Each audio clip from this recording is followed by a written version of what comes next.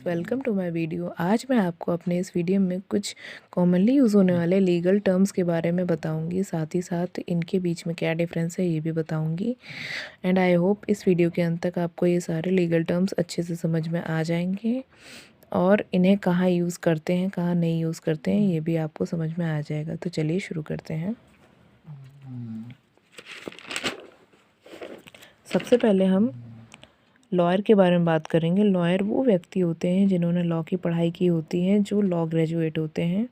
इस बात से कोई फ़र्क नहीं पड़ता है कि उन्होंने 5 ईयर लॉ कोर्स किया है या 3 ईयर लॉ कोर्स किया है।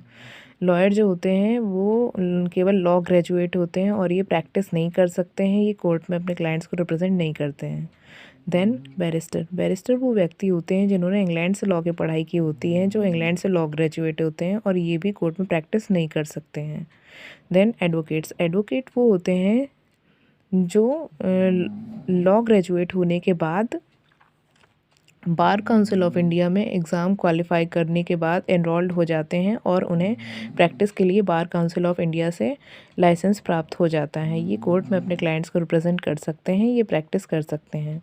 देन सीनियर एडवोकेट वो होते हैं जिन्हें सुप्रीम कोर्ट या हाई कोर्ट से सीनियर एडवोकेट का डेजिग्नेशन प्राप्त हो जाता है।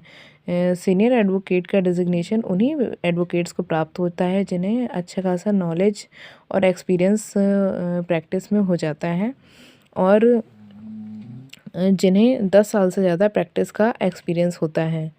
इसके अलावा जो बहुत सारे केसेस में अपीयर हो चुके होते हैं और बहुत सारे केसेस में उनके फेवर में जजमेंट आ चुके होते हैं, उन्हें ही सीनियर एडवोकेट का डेजिग्नेशन प्राप्त होता है। बेसिकली सीनियर एडवोकेट का डेजिग्नेशन स्पेशल नॉलेज और ईयर्स ऑफ एक्सपीरियंस को देखकर दिया जाता है। देन एडवोकेट ऑन रिकॉर्ड वो एडवोकेट्स होते हैं जिनको ही केवल सुप्रीम कोर्ट में केस फाइल करने का अधिकार होता है। देखिए इसमें लिखा भी है, only an AOR can file a वकालतनामा, a petition, an affidavit or any other application on behalf of a party in the supreme court. मतलब कि एडवोकेट और रिकॉर्ड ही एकमात्र वो व्यक्ति होते हैं जो सुप्रीम कोर्ट में केस फाइल कर सकते हैं। इसके अलावा और किसी एडवोकेट को सुप्रीम कोर्ट में केस फाइल करने का अधिकार नहीं होता है।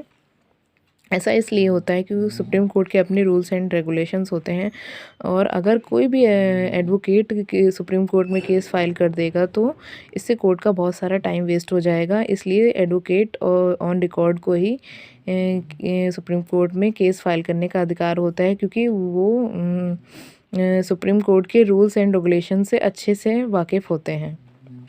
इसके अलावा एडवोकेट ऑन रिकॉर्ड बनने के लिए क्या क्या रिक्वायरमेंट्स हैं ये हम देख लेते हैं। इस एडवोकेट ऑन रिकॉर्ड बनने के लिए supreme court AOR exam qualify करना बहुत ज़रूरी होता है। इसके अलावा 5 साल का प्रैक्टिस एक्सपीरियंस भी होना चाहिए, जिसमें 4 साल का किसी भी कोर्ट में प्रैक्टिस का एक्सपीरियंस होना चाहिए। इसके अलावा 1 साल सुप्रीम कोर्ट में किसी भी AOR के अंडर में प्रैक्टिस का एक्सपीरियंस होना भी बहुत ज़रूरी होता है। और जिस एडवोकेट के ऑन रिकॉर्ड के अंडर में 1 साल के का प्रैक्टिस का एक्सपीरियंस होना ज़रूरी होता है, वो एडवोकेट ऑन रिकॉर्ड भी सुप्रीम कोर्ट में 10 साल का एक्सपीरियंस उसे होना चाहिए। देन एडवोकेट जनरल वो व्यक्ति होता है जिसे स्टेट गवर्नमेंट को रिप्रेजेंट करने के लिए गवर्नमेंट द्वारा अपॉइंट किया जाता है। ये स्टेट गवर्नमेंट को रिप्रेजेंट करते हैं, इसलिए इन्हें first law officer of the state कहा जाता है और ये स्टेट गवर्नमेंट के मैटर्स में उन्हें लीगल एडवाइस देते हैं। देन अटॉर्नी जनरल को प्रेसिडेंट द्वारा अपॉइंट किया जाता है। ये सेंट्रल गवर्नमेंट को उनके लीगल मैटर्स में रिप्रेजेंट करते हैं। ये सेंट्रल गवर्नमेंट के लीगल मैटर्स को डील करते हैं, इसलिए इन्हें first legal officer of country कहा जाता है और ये सेंट्रल गवर्नमेंट को उनके लीगल मैटर्स में एडवाइस देते हैं। देन सॉलिसिटर जनरल वो व्यक्ति होते हैं जो अटॉर्नी जनरल को उनके लीगल टास्क में असिस्ट करते हैं, इसलिए इन्हें second law officer of country कहा जाता है। देन हम बाकी के 2 टर्म्स को भी समझ लेते हैं। Public prosecutor